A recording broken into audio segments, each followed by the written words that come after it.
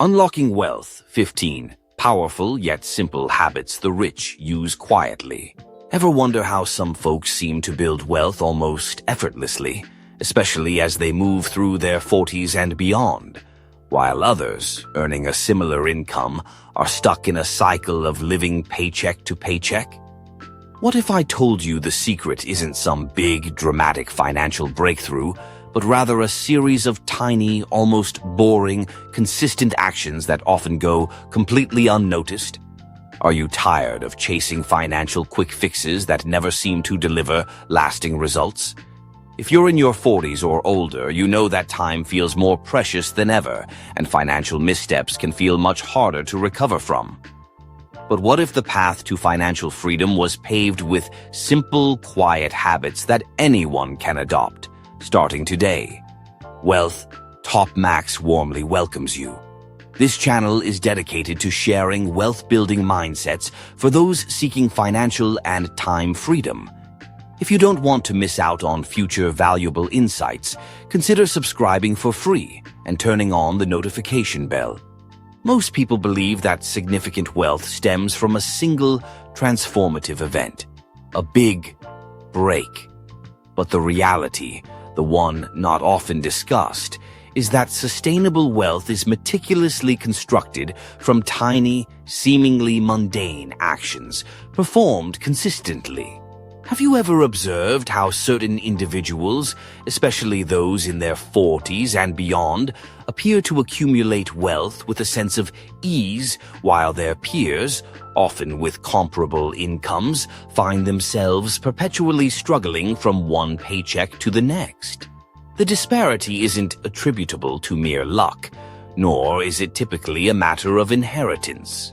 The crucial difference lies in the subtle, quiet practices the top 1% engage in, while the other 99% are often distracted by the allure of rapid financial solutions.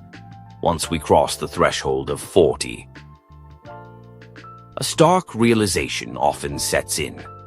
Time is no longer the abundant ally it once was. The financial errors we might have bounced back from in our mid-20s begin to feel more permanent, more consequential by our mid-40s. For me, the pivotal shift, the one that truly altered my financial trajectory, wasn't a sudden windfall or a stroke of genius. It was the profound understanding that wealth is meticulously built through small, consistent habits so unassuming that most people dismiss them as too insignificant to make any real difference. The truly wealthy aren't employing overly complicated strategies. They are simply executing basic principles with unwavering consistency and quiet diligence. And this approach demonstrably works. These 15 habits fundamentally reshaped my financial life, even at a point when I feared it might be too late to make meaningful changes. Whether you're feeling like you've fallen behind, are overwhelmed by your financial situation, or are simply ready to cultivate more peace and control over your money, this message is crafted for you. Before we delve into these transformative practices, I invite you to type "I'm ready for financial freedom" in the comments below. This small, deliberate action beautifully encapsulates the mindset that distinguishes the 1% from the rest. A genuine willingness to take those seemingly small steps that, over time, compound into remarkable results. So let's explore these 15 tiny habits that quietly built my wealth and possess the power to build yours too, provided you're ready to embrace what most people won't. Habit 1. I pay myself first, automatically. Many people approach wealth building in reverse. They prioritize paying their bills, and then, with whatever remains at the month's end, they intend to save. The common outcome? There's usually nothing or very little left. Money has a way of evaporating, seeping into expenses we can barely recall. The solution isn't about summoning more willpower or even necessarily earning a significantly larger income. It's about fundamentally changing the system. The wealthy don't save what's left after their spending. They spend what's left after they've saved. This shift in priority is a game changer. By setting up automatic transfers that channel money into investment and savings accounts the moment your paycheck arrives, you effectively eliminate the psychological tug-of-war. The money designated for your future is whisked away before you even have a chance to contemplate spending it. Imagine earning $5,000 monthly. If you automatically direct $1,000 of that into savings and investments, that's a substantial $12,000 set aside annually without requiring any additional conscious effort or discipline on your part. Within 5 years, factoring in the power of compound interest, this sum can easily surpass $60,000. This strategy is so effective because it works in harmony with our natural psychology rather than against it. By automating positive financial behavior, wealth building becomes the default setting. The system itself does the heavy lifting, not your finite daily discipline. Furthermore, this method alleviates the persistent anxiety many experience regarding saving. When saving occurs automatically, the monthly guilt or pressure about not setting aside enough simply vanishes. The remaining money then becomes genuinely available for discretionary expenses and enjoyment, fostering a sense of financial freedom rather than perpetual restriction. Habit 2. I created distance from the wrong people. After I made a serious commitment to improving my financial situation, I noticed something rather strange and unsettling. It wasn't just my spending habits that were holding me back. It was also, significantly, the people I consistently surrounded myself with. While I was earnestly trying to save money and build for the future, they were busy planning expensive weekend getaways. When I was engrossed in researching investment opportunities, their conversations revolved around office gossip or fleeting trends. It became glaringly obvious that my financial aspirations couldn't possibly survive, let alone thrive, in an environment that was constantly pulling me in the opposite direction. There's that often quoted saying, "You are the average of the 5 people you spend the most time with." For a long time, I dismissed this as mere motivational fluff, something that sounded good but lacked real-world substance. That is, until I took a hard, honest look at my social circle. Most of the people I spent significant time with were grappling with the same unresolved problems year after year. They shared the same financial stresses, were caught in the same paycheck-to-paycheck cycle, and harbored the same deep-seated fear of change. And, terrifyingly, I was becoming just like them. Our financial behaviors are remarkably contagious. When everyone in your immediate circle treats daily $7 lattes and maxed-out credit cards as the norm, that inevitably becomes your baseline, your definition of normal. The solution wasn't to dramatically or abruptly cut people out of my life. Instead, I quietly and deliberately began to invest more of my time absorbing better inputs. I started listening to financial podcasts like Choose FI and The Money Guy Show. I immersed myself in books like The Millionaire Next Door and regularly watched YouTube channels focused on wealth building. I actively sought out conversations with individuals who were financially ahead of me, not to blindly copy their investment portfolios, but to absorb their mindset, their way of thinking about money and opportunities. What happened next was quite remarkable. Gradually, my thinking began to change. My personal standards shifted upwards. My daily habits started to align with my new financial goals. I stopped viewing frugality as a form of deprivation and started seeing it as a powerful tool for securing future freedom. I stopped accepting debt as a normal part of life and began to see it for what it truly is, an emergency to be addressed with urgency. Habit 3. I document my wins, big and small. Most people have a tendency to track their failures, their missteps, their financial shortcomings. I decided to consciously flip that script and start meticulously tracking my progress instead. When I first embarked on the journey of changing my financial habits, it often felt like nothing significant was happening.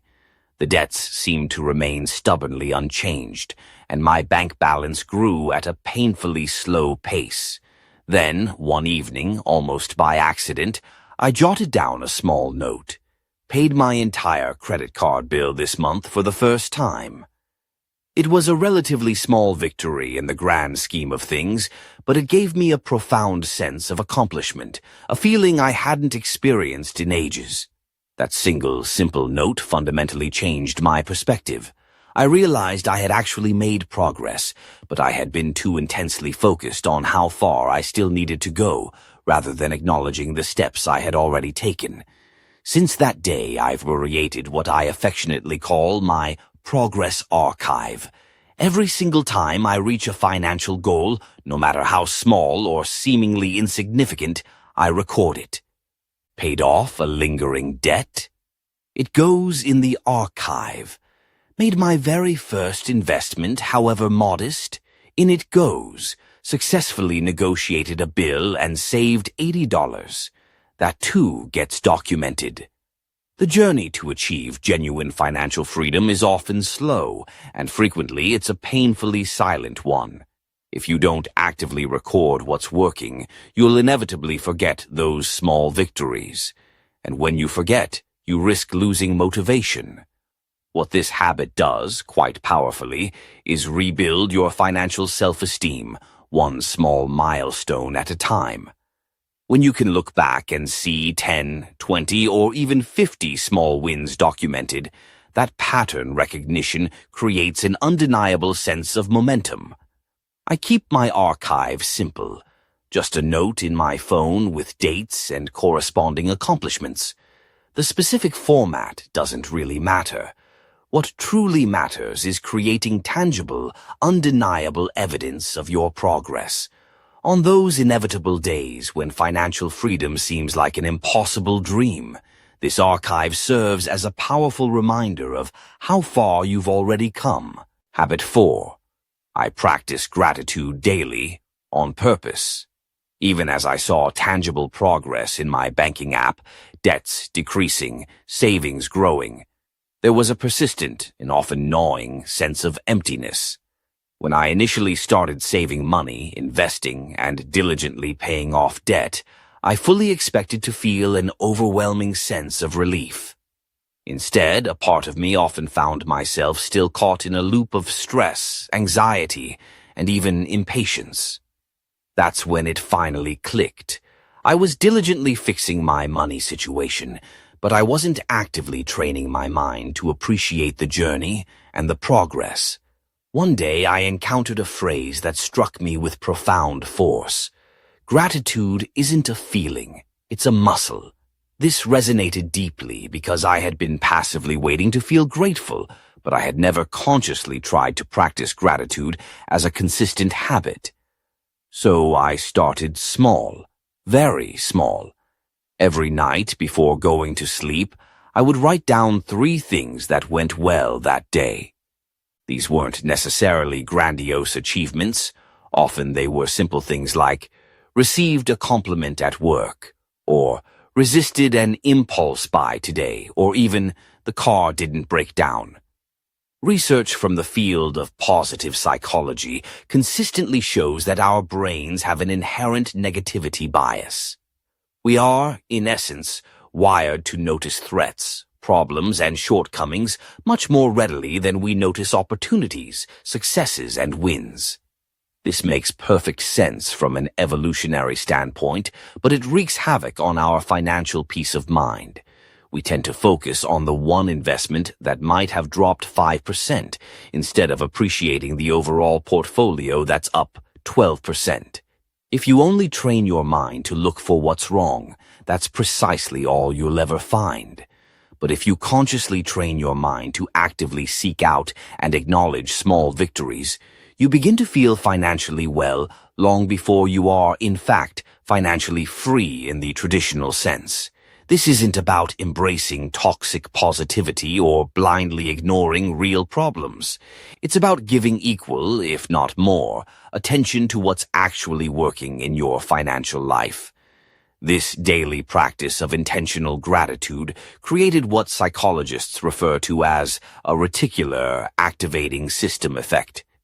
I began to notice more opportunities, more small wins, and consequently more reasons to feel confident and optimistic about my financial journey. The habit of gratitude didn't directly deposit more money into my bank account, but it crucially gave me the emotional stamina and resilience to stick with all my other wealth-building habits. Habit 5. I automate my money, so I don't have to think about it. After meticulously organizing my financial life, I realized something quite unexpected. The biggest, most persistent threat to my continued progress wasn't the volatility of the market or the burden of bills. It was, quite simply, me. The simple human acts of forgetting, procrastinating, or inadvertently sabotaging myself through a series of small, seemingly inconsequential daily decisions were consistently derailing my carefully laid plans. Making good financial decisions repeatedly, day in and day out, requires far more mental energy than most of us appreciate. That's precisely why I fully embraced the habit of automating absolutely everything I possibly could. Today, my money comes in and, without me needing to lift a finger or make a conscious decision, a designated portion goes directly to my investment accounts. Another portion is automatically channeled into my emergency savings. Fixed bills like rent or mortgage payments and utilities are seamlessly paid via direct debit. Even my monthly charitable donation goes out automatically, like clockwork. I no longer rely on my memory, which can be fallible. I don't wait until I feel motivated, because motivation is fleeting. It simply happens systematically and reliably. A compelling study from Duke University found that up to 45% of our daily actions are habitual rather than the result of conscious, deliberate decisions. Automation brilliantly leverages this reality to ensure that your financial success doesn't hinge on your daily willpower, which is a finite resource. Automation isn't merely about convenience, though that's a pleasant byproduct.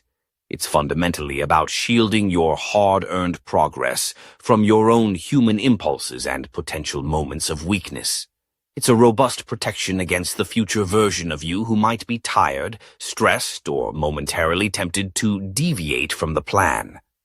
Services like Mint or Personal Capital can be invaluable in helping you monitor everything automatically, providing a clear overview of your financial landscape, while your bank's bill pay feature and various investment platforms' automatic contribution settings do the actual heavy lifting. What surprised me most about implementing full automation was how quickly and dramatically it reduced my financial anxiety. The mental bandwidth that was previously occupied by the mundane tasks of remembering payment dates, transfer amounts, and contribution decisions was suddenly freed up.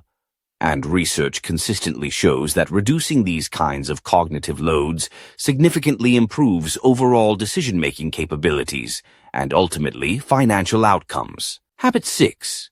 I set specific financial goals with deadlines. For a considerable length of time, my primary financial goal was simply expressed as, I want to save money. However, there's a fundamental problem with vague, ill-defined goals. They rarely, if ever, transform into tangible reality. I was, in fact, saving some money, yes, but I was doing so without any clear direction, without any real compelling motivation, and critically, without any way of knowing if I was doing well, poorly, or just treading water. Then, one day, I made a subtle but powerful change to a single phrase. Instead of, I want to save money, my goal became, I want to save $25,000 for my house, down payment by December 2026. It seems like a simple linguistic tweak, right? But when you define a specific monetary target and attach a concrete date to it, two incredibly important things happen. You transform a nebulous wish into a concrete, actionable plan, and you begin to see the path to achieving that goal with much greater clarity. In my specific case, this newly defined goal translated into needing to save $25,000 over a period of 36 months, which broke down to approximately $695 per month. This simple calculation changed everything, because now I knew exactly what I needed to do, month by month. It completely eliminated that nagging, disempowering feeling of, I don't know if I'm making enough progress. Compelling research from the American Psychological Association confirms that specific, time-bound goals are up to 90% more likely to be achieved than vague intentions or general aspirations. This structured approach works effectively for virtually any financial goal you might have. Are you aiming to pay off debt? Rephrase it as, I want to eliminate my $8,400 credit card balance by next October. Dreaming of retiring earlier? Your goal could be, I'm increasing my 401k contribution to 15% by June of this year. Planning a major purchase in cash? Define it. When your goal incorporates specific numbers and clearly defined dates, your brain treats it as something real and tangible, rather than a theoretical or abstract concept. This specificity also creates what behavioral economists refer to as an implementation intention. You're significantly more likely to take concrete, decisive action when you've defined exactly what that action looks like. Instead of the general, easily deferred thought, I should save more, you start thinking, I need to transfer $695 to my savings account on Friday. The former is easy to postpone indefinitely. The latter feels like a specific non-negotiable commitment.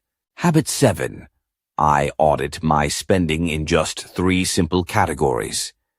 You genuinely don't need to meticulously track every single penny you spend, but you absolutely do need to have a clear understanding of where your money is generally going.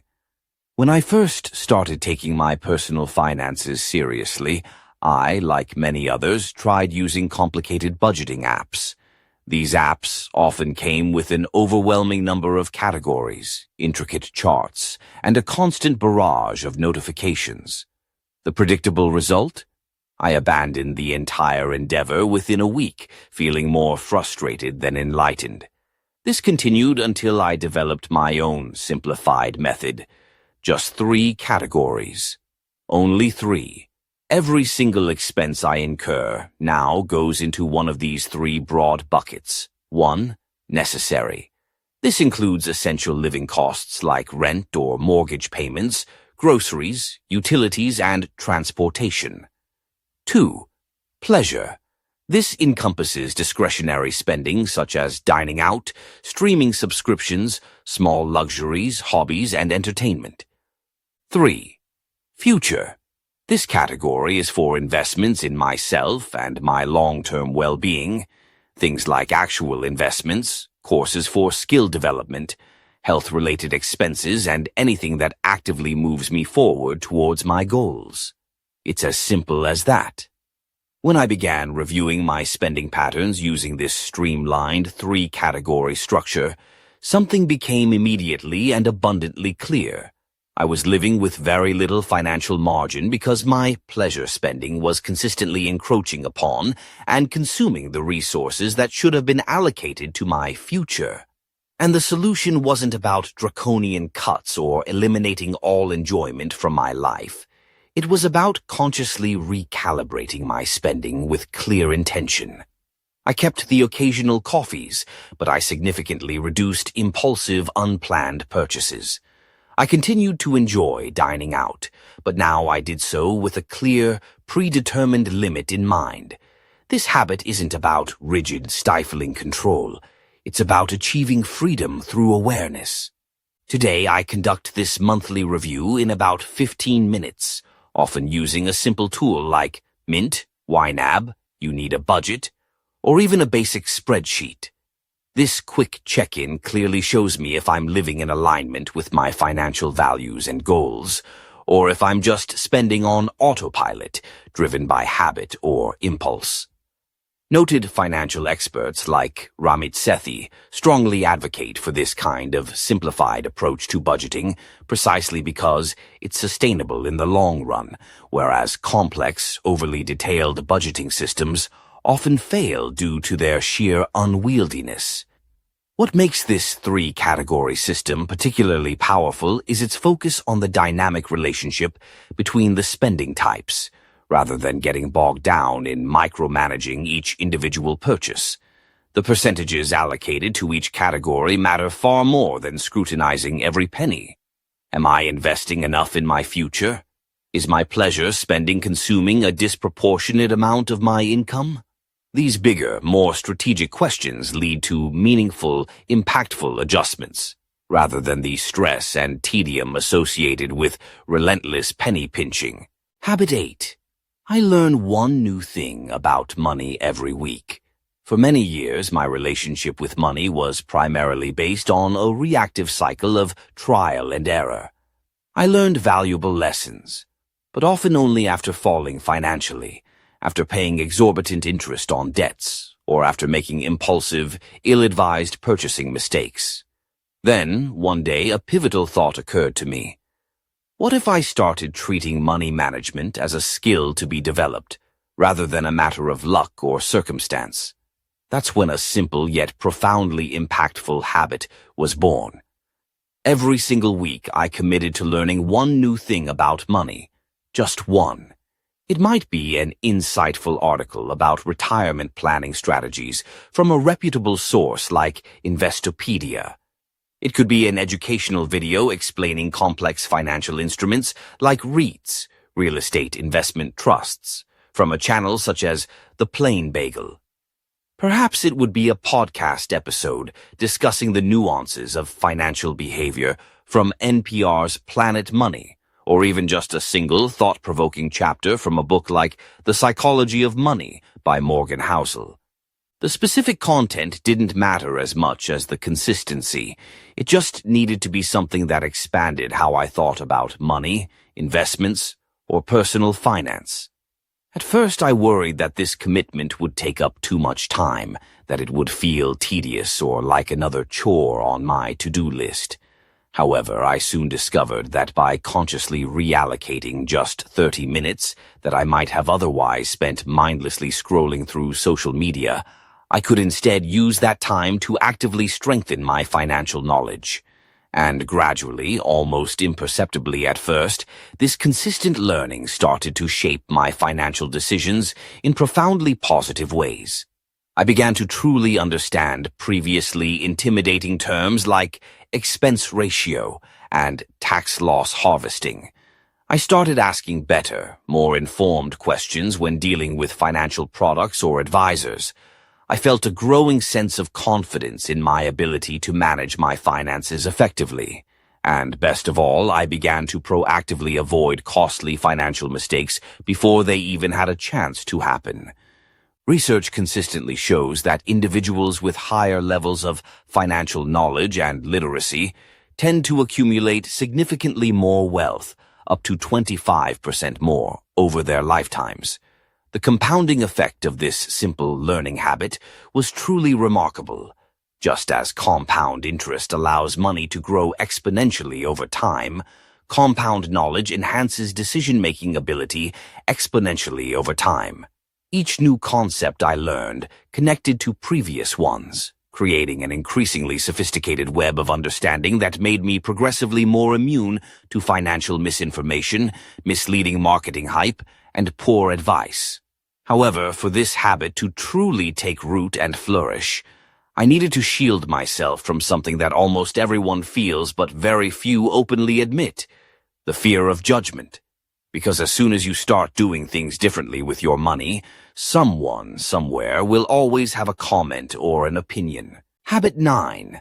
I stopped caring about other people's opinions about my money. Initially, whenever I made a conscious decision to do something different with my money, something that deviated from the perceived norm, that little critical voice in my head would inevitably appear. Will they think I'm becoming cheap? It would whisper. Do I seem insecure or less successful because I'm not spending like I used to? or like they do. And sometimes this wasn't just an internal monologue, it manifested as real external comments. There was the friend who made a snide remark when I politely declined an expensive group trip. There was the relative who made jokes because I continued to drive an older, paid-off car instead of upgrading to something newer and flashier. There was the coworker who found it strange and perhaps even a bit unsociable that I regularly brought my lunch from home instead of joining them for daily takeout. This continued until one day, a simple yet profoundly clarifying question changed everything for me. I asked myself, this person who was judging my financial choices, will they be there to pay my bills when I retire? Will they ensure my financial security in my later years? The answer, quite obviously, was a resounding no. That was the precise moment it clicked. Other people's opinions, however well-intentioned or critical they might be, don't pay your bills. They don't guarantee your financial freedom. In fact, more often than not, they only serve to delay your progress by pressuring you to conform to external expectations. The truth is that a vast majority of people live their lives overly worried about what others will think of them. And this pervasive fear keeps them trapped in the very same financial cycle, often one of stress and insecurity. When you consciously stop trying to appear well-off and instead start focusing on actually living well according to your own values and goals, everything begins to change for the better. Financial psychologist Dr. Brad Klontz refers to these moments as financial flashpoints, critical junctures where we are forced to choose between seeking social approval through our spending and making choices that align with our long-term financial wisdom and security. Making this mental shift was incredibly liberating. I came to realize that true financial confidence isn't about flashing expensive status symbols or keeping up with the Joneses. Instead, it's about making choices that are genuinely aligned with your actual values, your personal goals, and your desired future. Compelling research from Thomas Stanley in his seminal book, The Millionaire Next Door, showed that most genuinely wealthy individuals spend far less on visible consumption and status items than their income levels would suggest they could afford. They consistently prioritize building long-term financial security over engaging in social signaling through their purchases. Today, I feel no need to prove anything to anyone. My financial balance, my peace of mind, and my growing freedom speak for themselves. And interestingly, as I became more confident and unapologetic in my own financial choices, I began to attract people into my life who respected this thoughtful approach, rather than those who might have mocked it. Habit 10. I learned to say no without feeling guilty. For a significant portion of my life, I was a yes person. I said yes to practically everything. Countless invitations, endless favors, extra meetings, and numerous side projects.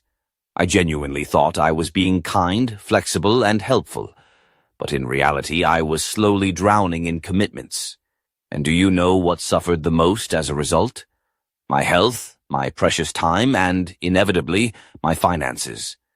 That's when I discovered a concept that resonated deeply with me. The yes trap. Here's the thing about the yes trap. Every single time you say yes to something that doesn't genuinely bring you closer to the life you truly want to build, you are, often without even realizing it, simultaneously saying no to something else that is important. You're saying no to adequately resting your body, no to caring for your mental well-being, no to diligently organizing your budget, and no to actively seeking out new income sources or opportunities for growth. Learning to say no firmly, clearly, but also without an overwhelming sense of guilt was incredibly liberating. What truly helped me master this crucial skill was implementing a simple filter. Now, every time someone asks me for something, my time, my energy, my resources, I internally ask myself, does this particular commitment bring me closer to or move me further from the financial life I am actively trying to build? If the honest answer is further from, then the no comes much more easily, and without the accompanying guilt that used to plague me. Esteemed time management expert Laura Vanderkam wisely notes that saying no to things you don't genuinely value creates the essential space and capacity to say a wholehearted yes to the things you truly do. The result of implementing this has been transformative. My schedule became significantly lighter and less cluttered. My mind felt clearer and more focused. And finally, I could genuinely concentrate on the investment that consistently pays the highest interest in the long term, investing in myself. This fundamental shift from a reactive approach to time management to a proactive one directly and positively impacted my finances. When I stopped letting other people's priorities dictate my calendar, I miraculously found several extra hours each week. These were hours I could then dedicate to developing new skills, meticulously organizing my finances, and actively pursuing opportunities that I previously felt I simply didn't have time for. Psychologists refer to this as establishing and maintaining healthy boundaries, and it's an absolutely crucial skill for achieving financial success. Without clear, well-defined boundaries, your most valuable resources, your time, your energy, and your money, tend to leak out and get diverted towards serving others' priorities instead of consistently supporting your own. But before we continue, are you finding these wealth-building habits insightful and enjoyable so far? I certainly hope so, because we're just getting warmed up with the really good stuff. If you're finding genuine value in these strategies and perspectives, please take a quick second to write "I'm learning" in the comments below. This helps me understand what kind of content truly resonates with you, and I make it a point to read every single comment. Done? Great. Now let's get back to uncovering those powerful habits. Habit 11. I invest in myself like I'm the asset. The very first time I heard someone advise, invest in yourself, I remember thinking, okay, that sounds nice, but what does it actually mean in practical terms? Buy more books? Take a few online courses? Today, I understand that investing in myself is a concept that goes far deeper and is much more encompassing than that.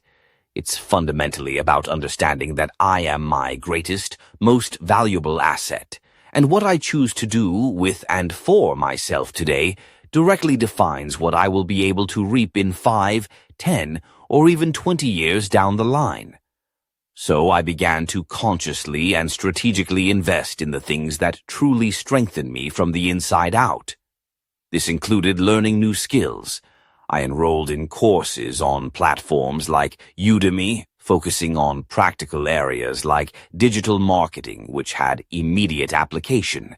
It meant caring for my physical health, a gym membership that I actually committed to using regularly, and making better nutritional choices, which as a side benefit actually reduced my overall healthcare costs. It involved prioritizing quality sleep. I started using apps like Sleep Cycle to understand and improve my sleep patterns. It also meant distancing myself from draining environments and relationships, and even investing in my mental health by going to therapy. And yes, of course, it also included continuously studying and learning about money itself. Each and every one of these investments paid remarkable returns. Some were directly financial, others were profoundly emotional, but all of them were transformative. When I improved my baseline energy levels and mental clarity, I naturally made better, more rational decisions with my money. When I actively developed new, marketable skills, the opportunity for generating extra income organically emerged. For instance, my newly acquired digital marketing skills led to a $2,000 a month consulting side gig. When I learned the art of negotiation, I managed to significantly cut my living costs without sacrificing my quality of life, saving around $140 per month just by renegotiating my internet, phone, and insurance bills. Many people mistakenly think that investing in themselves is a luxury, something to be considered only after all other financial obligations are met. But in reality, it's the absolute foundation upon which all other wealth is built. Your external assets simply won't grow effectively if you, the manager of those assets, are constantly exhausted, distracted, and feeling stuck.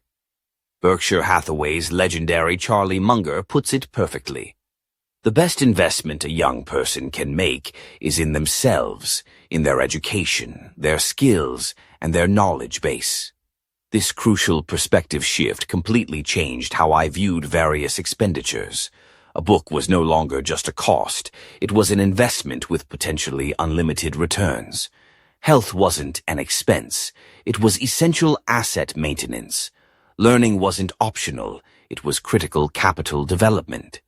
This reframing made it significantly easier to prioritize spending on personal growth and development over fleeting temporary pleasures. Habit 12. I built multiple income streams, one at a time.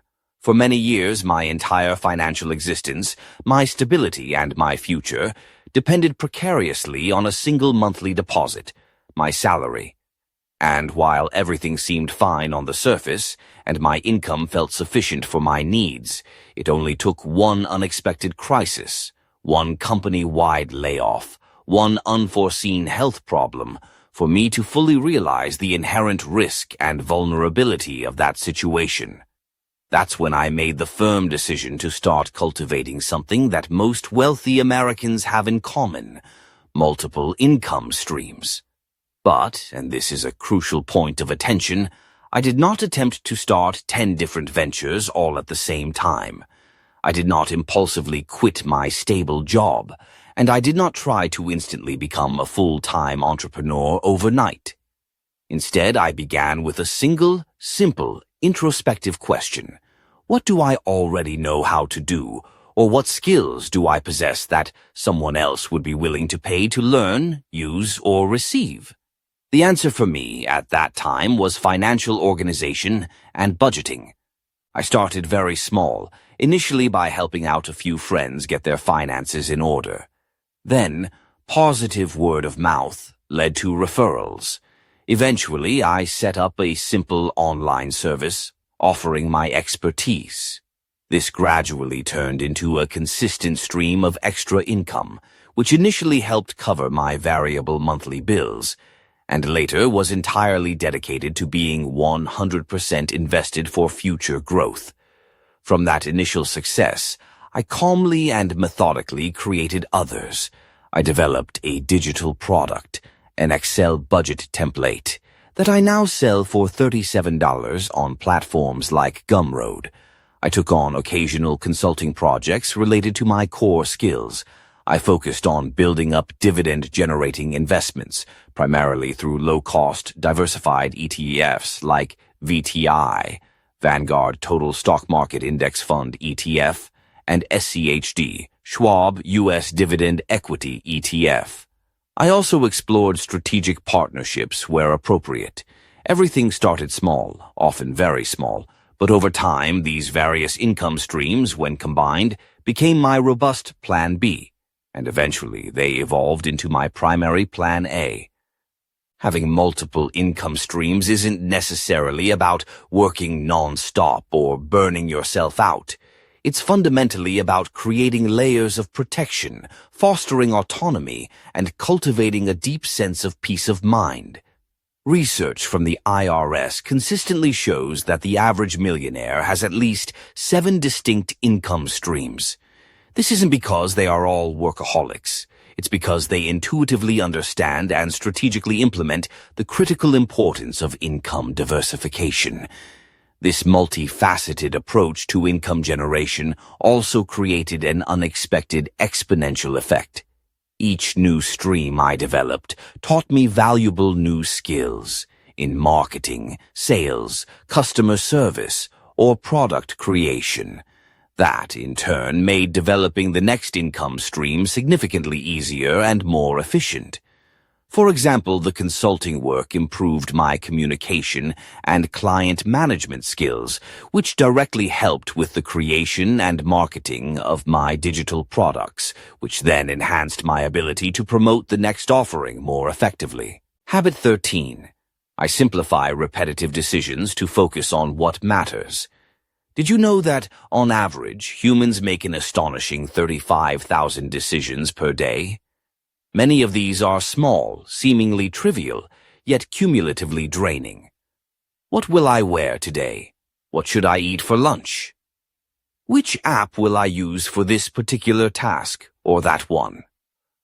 Now, just imagine how much this constant stream of minor decision-making steals from your finite mental energy before you even get to the truly important financial decisions that can shape your future.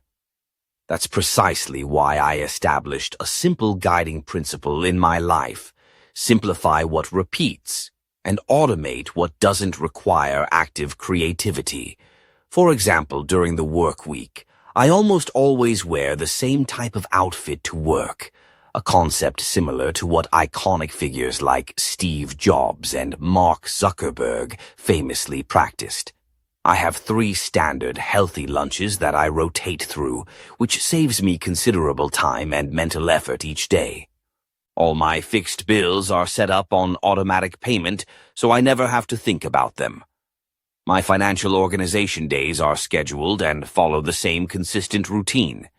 Even my grocery lists and weekly meal plans are largely predefined. This isn't about embracing soul-crushing rigidity. It's about strategically creating decision freedom where it genuinely matters.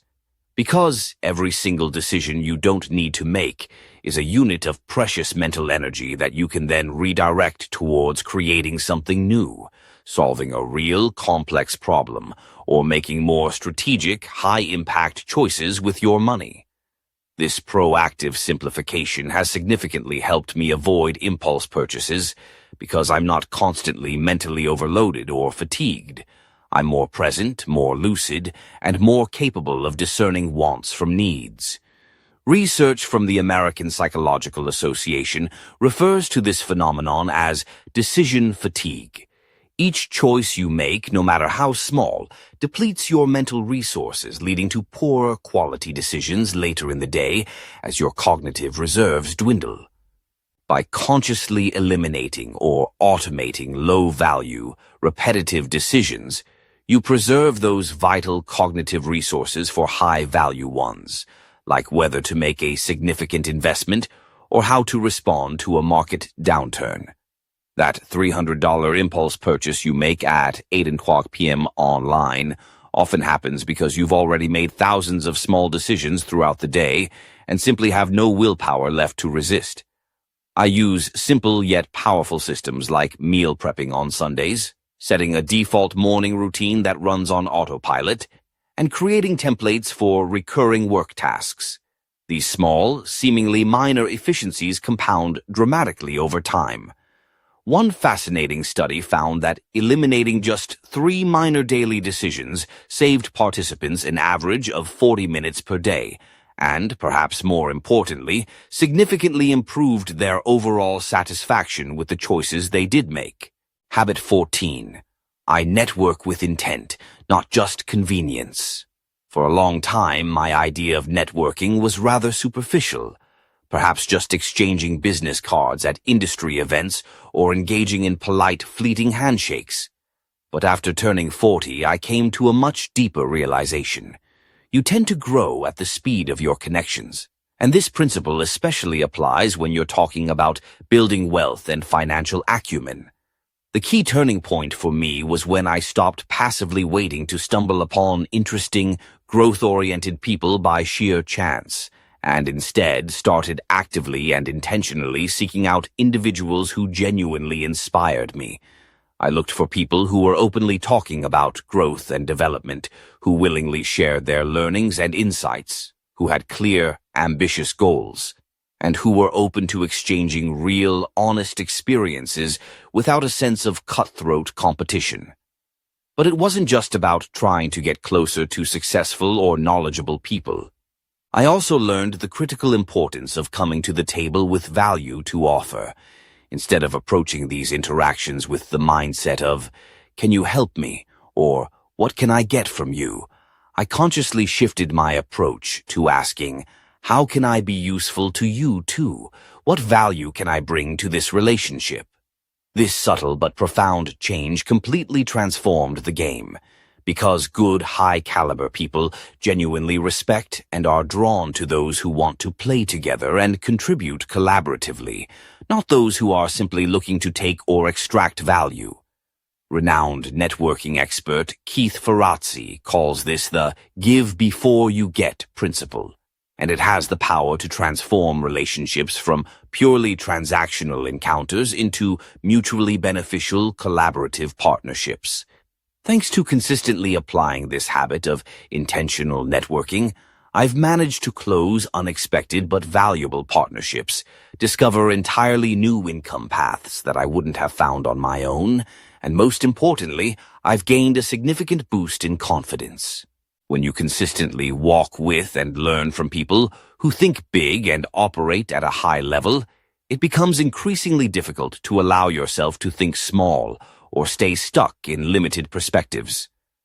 I made it a point to join relevant groups, such as local investment clubs, and participate actively in insightful online communities like the Bogleheads Forum, where like-minded individuals discuss financial strategies openly and honestly. This intentional networking created what sociologists refer to as weak ties. These are connections that exist outside your immediate, close-knit circle, and they often provide the most valuable and unexpected opportunities and information. In fact, a compelling Harvard Business Review study found that up to 80% of new opportunities and crucial insights come not from our closest friends, but from these extended network connections, these so-called weak ties. Habit 15: I take action before I feel ready. If there's one single thing that significantly delayed my financial progress for years, it was the persistent habit of waiting to feel ready. I'd tell myself things like, "I'll start investing seriously when I understand absolutely everything about the stock market," or "I'll begin saving more money when there's finally some extra cash left over at the end of the month," or perhaps, "I'll launch my own side business or creative project when I'm completely sure it will work and be successful." But the hard truth, the one I had to eventually confront, was that the perfect moment, that elusive feeling of being 100% ready, simply never came. This pattern continued until one day I had a crucial realization. Almost everything truly significant that had worked out well in my life, I had started without knowing exactly how it would end, or having all the answers up front. I reflected on my past experiences. I didn't wait to know everything about my industry before accepting my first job. I certainly didn't wait to feel 100% prepared or qualified before becoming a parent. I didn't wait to master every nuance of driving before I got behind the wheel of a car. So, why should managing and growing my money be any different? With this insight, I adopted a new, empowering rule for myself. If something is genuinely important to me, and I have a grasp of the fundamental basics, I will start. I will take action even with a degree of fear, even with lingering doubts, and even if it means starting gradually with very small steps. That's precisely how I opened my very first investment account. It was with a simple Vanguard Total Stock Market Index Fund. It's how I launched my first tentative online project. It's how I successfully negotiated my first significant contract. And it's how I initiated a new income source, even without any concrete guarantee that it would ultimately work out. Does it sometimes go wrong? Of course it does, but each mistake, each setback has taught me far more valuable and practical lessons than any theoretical manual or course ever could. Compelling research from the University of Pennsylvania found that action-oriented individuals tend to accumulate wealth approximately 40% faster than predominantly planning-oriented people. This isn't because planning is inherently bad. It's essential. But because excessive planning very often becomes a subtle and insidious form of procrastination. The concept of minimum viable progress, which I borrowed from the startup and tech methodology, completely transformed my approach to taking action. Instead of waiting until I felt I could comfortably invest $500 every month, I started with just $50. Instead of striving to create a perfect, flawless financial product from day one, I launched a simple, basic prototype and then iteratively improved it based on real-world feedback and results. Each small, tangible action created a bit of momentum, which, in turn, made taking the next step and the step after that significantly easier and less daunting. And that was the last of these 15 powerful habits. None of them in isolation is magical. None of them will make you rich overnight. But if you diligently and consistently apply these habits, they will, over time, build something far more valuable and enduring than mere riches. They will build stability, true freedom, and a profound sense of peace with your money. Most people hold on to the belief that wealth primarily comes from some big, defining moment, a stroke of incredible luck, a huge promotion, or stumbling upon the perfect once-in-a-lifetime investment. But in my personal experience, and in the experience of many financially successful individuals, it wasn't any of those dramatic events. It was the small things, the quiet, often unseen actions done consistently, over and over again, day after day, month after month. Remember, you don't need to feel overwhelmed and try to implement all 15 of these habits at once. That would likely be counterproductive. Instead, start with just one. Pick the one that resonates most with you right now, the one that feels most achievable. Master it. Make it an ingrained part of your routine. Then, and only then, consider adding another. Slowly but surely, with patience and persistence, you will build a financial foundation far stronger and more resilient than you ever thought possible. So, there you have it, 15 tiny yet incredibly potent habits that can quietly and systematically build your wealth and transform your financial future. From paying yourself first and automating your savings, to curating your influences, tracking your wins, and committing to lifelong learning about money. Each habit builds upon the last. The journey is about consistent, small steps, not giant leaps. It's about progress, not perfection. The power lies in their collective application and the momentum they create over time. Start with one, integrate it, and then build from there. Thank you for joining us today at Wealth Topmax. We hope these insights provide you with actionable steps towards achieving your financial and time freedom. Don't forget to subscribe for notifications and see you next video.